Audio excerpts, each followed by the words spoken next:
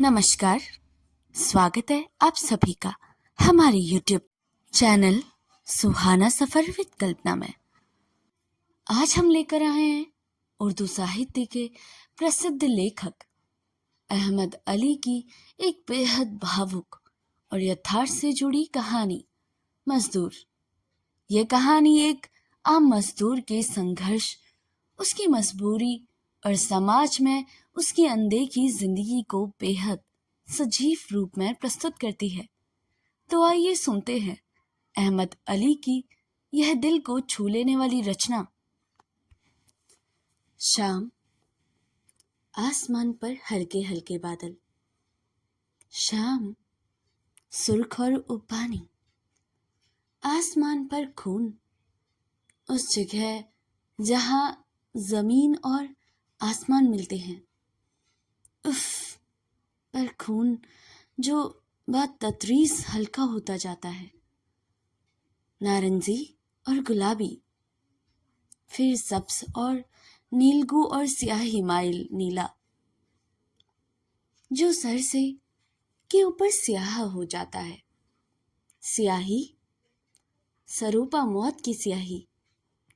और एक आदमी जमीन से 20 फुट ऊंचा खंबे पर चढ़ा हुआ, बंदर की तरह खंबे पर चिमटा, एक रस्सी के टुकड़े पर अपने चूतर टिकाए, एक लच्छे में से तार लगा रहा है।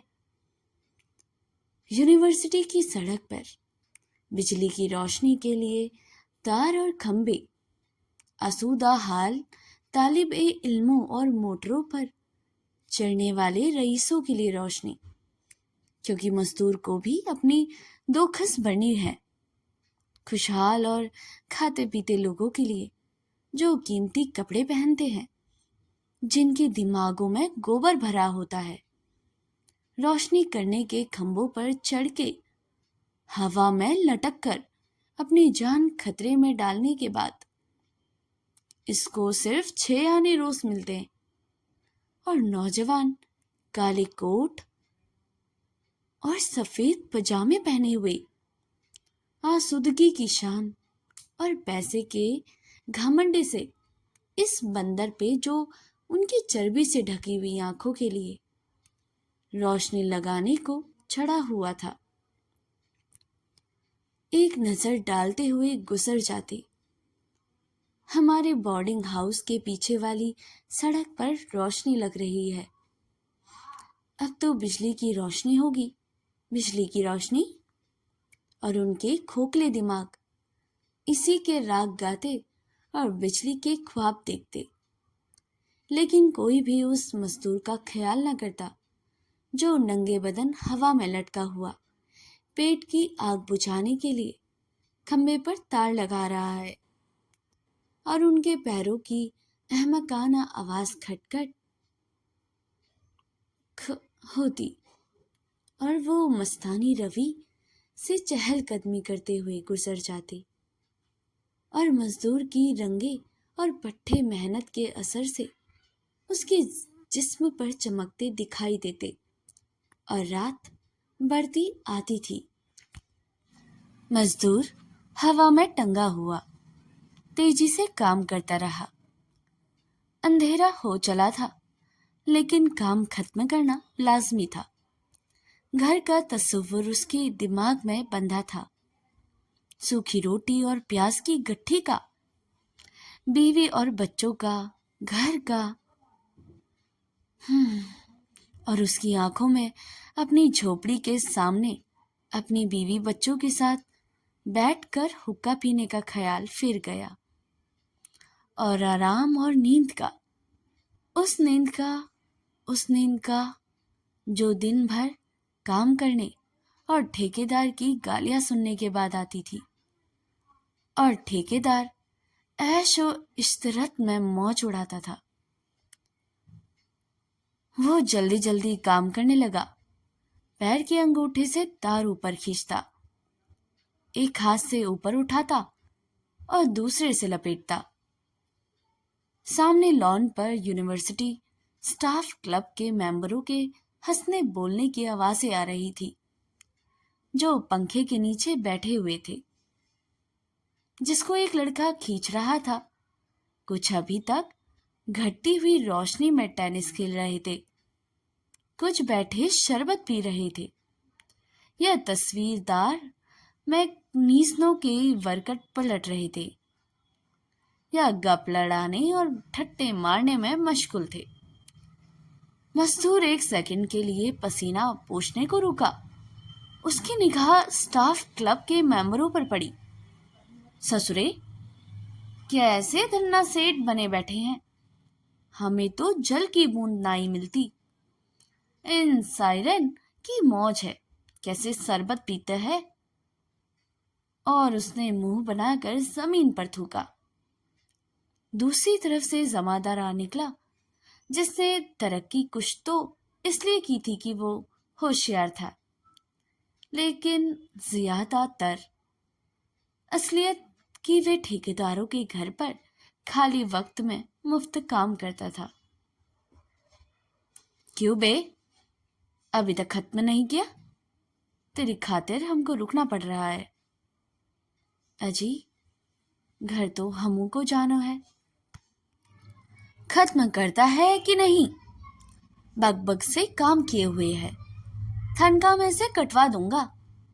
7 बज चुके हैं। मजदूर ने जल्दी जल्दी काम करना शुरू किया, लेकिन तार का लच्छा उसके हाथ से छूटकर सड़क पर फैल गया। जमादार ने एक गाली दी और सड़क के बीच में खड़ा होकर तार लपेटने लगा। इतने में पै पै पै पै मोटर का हॉर्न सुनाई दिया। मोटर कार रुक गई। हरामजादा, क्या दिखाई नहीं देता?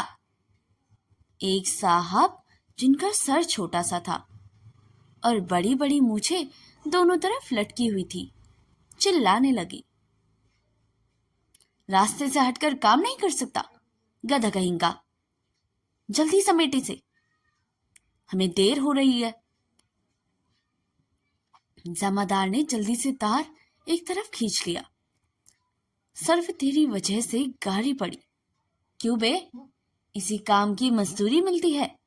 अगर तनख्वाह में से ना कटवाया तो मेरा नाम रामलाल नहीं। और गरीब मजदूर ने बनिए का ख्याल किया, जिसे उसको 50 रुपए देने थे। बनिए ने भी उसे गालियां दी थी और जेल भिजवाने की धमकी देकर सूद चौगना कर दिया। बेईमान किस तरह नाक में दम करते हैं, कतरा कतरा लहू चूस लेते हैं, लेकिन हासदमंद बेचारा अगर उनके पास ना जाए तो क्या करे। मजदूर की लड़की 12 बरस की हो गई थी। लड़कों के माँ बाप बहुत ज्यादा रुपए मांगते थे और उसके पास फूटी कौड़ी भी ना थी। बिरादरी ने इस बात पे उसका हुक्का पानी बंद कर दिया। ब्राह्मणों को रुपए चटा के बिरादरी को मनाना लाजमी था। इसके लिए 100 आदमियों को खाना खिलाना था। इसके अलावा शादी के देवता को भी भेंट चढ़ानी थी। देवताओं को भी रुपये की जरूरत थी, वे भी बनिए थे। और वो साल भर से ज्यादा खाली बैठा रहा। ब्राह्मण ने सिर्फ मंदिर में फूल बताशा चढ़ाने को 2 रुपया लिया। बिरादरी को खाना देना जरूरी था और उस पर शादी। हर चीज में रुपए की जरूरत थी और गरीब का पेट काट के बनिए मोटे होते हैं। जमादार ने तार को एक सुतली से बांधकर खंबे पर मजदूर को फेंका। वो अपने पैरों को खंबे से टिकाकर उसे लपकने को झुका, लेकिन लच्छा उसके हाथ से फिसल गया। उसका दिल काम से बेजार हो चुका था और उसका जिस्म ढीला और बेजुबान सा हो गया था। जमादार ने लच्छा दोबारा फेंका, लेकिन फिर वो रह गया। मजदूर ने झपटकर उसे लपकने की कोशिश की, लेकिन रस्सी टूट गई और वो दूर सड़क पर छाती के बल जाके गिर गया। जमादार ने मुंह से एक चीख निकाली। यूनिवर्सिटी स्टाफ क्लब के मेंबर इस आवाज पर अपनी कुर्सियों से मुड़े। भाई क्या हुआ? ایک آدمی گر گیا۔ کہاں؟ وہ مزدور جو کھمبے پر کام کر رہا تھا۔ چلو دیکھیں، مر تو نہیں گیا؟ وہ دیکھنے کے لیے اپنی کرسیوں سے کھڑے ہو گئے۔ ایک صاحب تھوڑی دور دیکھنے آئے، لیکن واپس لوٹ کر سوچ وچار میں مشغول ہو گئے۔ 2-3 سے ٹینس لانس کے اس پار جانے کی ہمت کی، لیکن وہ جھاڑیوں کی طرف اس طرح ہی رہ گئے اور ترس اور افسوس کا اظہار کرنے لگے۔ لیکن خون میں لتھڑے ہوئے آدمی تک جانے کی کسی کو ضرورت نہ ہوئی۔ اف، کتنا خون نکلا ہے! بڑا تندرست رہا ہوگا بیچارہ۔ اس عرصے میں کچھ نوکر اور طالب علم مزدور کے چاروں طرف جمع ہو گئے، لیکن کوئی بھی اس کے نزدیک نہ آتا تھا۔ کوئی اس کو چھونے کی ہمت نہ کرتا تھا، اور آدمی ہلا تک نہیں۔ اس کے منہ سے ایک آہ بھی نہ نکلی۔ اس کا جسم خون سے لت پت تھا۔ اس کی آنکھیں اوپر کھنچ گئی تھی۔ اس کے رنگ پٹھوں کی طاقت سلب ہو چکی تھی۔ اب وہ گھر اور آرام کی نیند کی راہ دیکھ رہا تھا۔ کوئی چلایا، پلنگ لاؤ، جلدی پلنگ لاؤ، لیکن کسی نے اس کو چھوا نہیں۔ ہر شخص موت کے ڈر سے خوف زدہ تھا۔ کچھ تانگے میں آتے ہوئے لوگ بھیڑ دیکھ کر اتر پڑے اور دھکے دیتے ہوئے اندر پہنچے، لیکن وہ بھی دور سے ہی گھورتے رہے۔ وہ بھی خوف زدہ تھے موت سے، گویا موت آگ کا پتلا زمین پر پڑا ہوا تھا، اور دوسرے مزدور بھاگتے ہوئے آئے۔ انہوں نے اس کو پلنگ پر ڈالا اور ہسپتال لے کر چلے۔ ایک پروفیسر صاحب جو اوروں کی طرح ہی دور سے کھڑے دیکھ رہے تھے، بولے، بھائی، سول سرجن کو بلانا چاہیے۔ میجر حسن کو فون کر دو۔ اور وہ اور لوگوں سے رائے لینے کو واپس چلے گئے، لیکن سب اس واقعے کو بھول چکے تھے اور گپ اور ایک دوسرے کی برائی میں مشغول تھے۔ پروفیسر صاحب میجر حسن کو فون کرنے چلے گئے، جس پر کچھ لوگوں نے اس کو رکیف الف کلب اور بے وقوف کہنا شروع کیا۔ بھائی، تم بھی کیا آدمی ہو؟ ایک مزدور کے لیے اتنی پریشانی؟ میجر حسن اپنے دفتر میں تھے، نہ گھر پر۔ وہ کلب میں تشریف رکھتے تھے۔ جو چند لڑکیوں سے اس قدر منحکم تھے، وہ فون تک جانا ناگوار معلوم ہوتا تھا۔ ہیلو، او، انہوں نے بن کر رئیسانہ لہجے میں کہا۔ ہیلو، کیا میجر حسن بولتے ہیں؟ میں ہوں پروفیسر عابد۔ میجر صاحب، براہ کرم فوراً تشریف لے آئیے۔ ایک آدمی کھمبے پر سے گر گیا اور خون میں نہایا ہوا ہے۔ بھائی، کوئی بات نہیں، اس قسم کے سینکڑوں واقعہ تر روز پیش آتے ہیں۔ وہ تو مر گیا ہوگا۔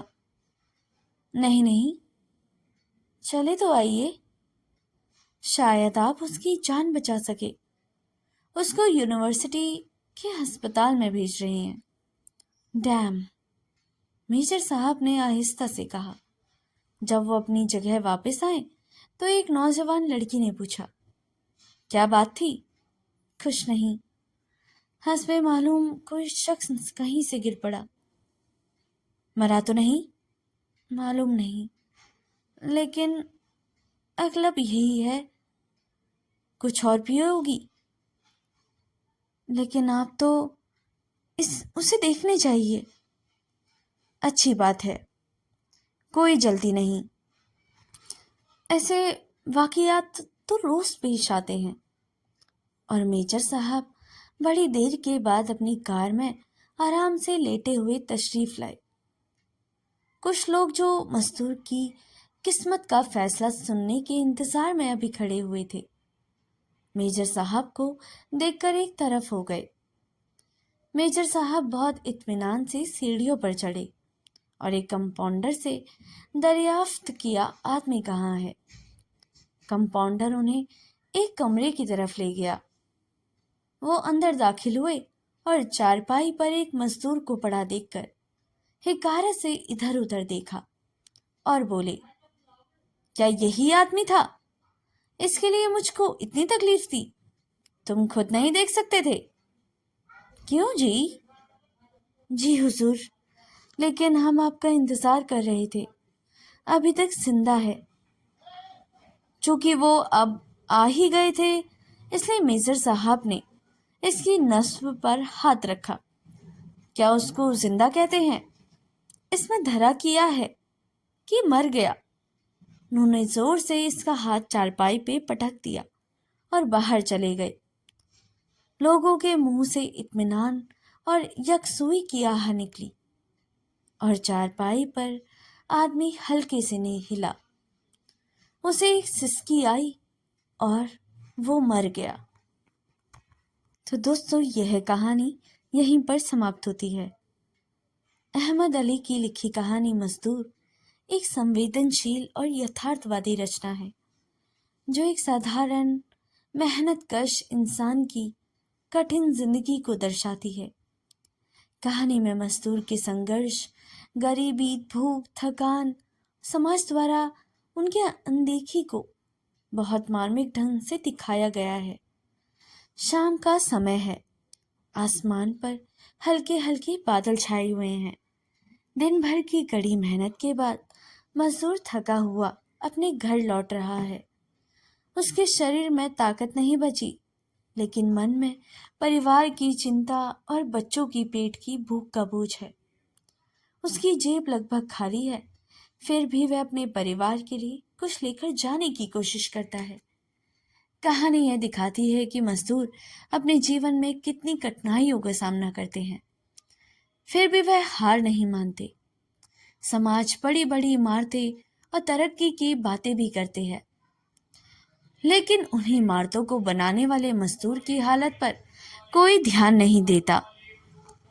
लेखक ने मजदूर की पीड़ा और बेबसी और उसके भीतर छिपे आत्मसम्मान को बहुत प्रभावशाली तरीके से प्रस्तुत किया है।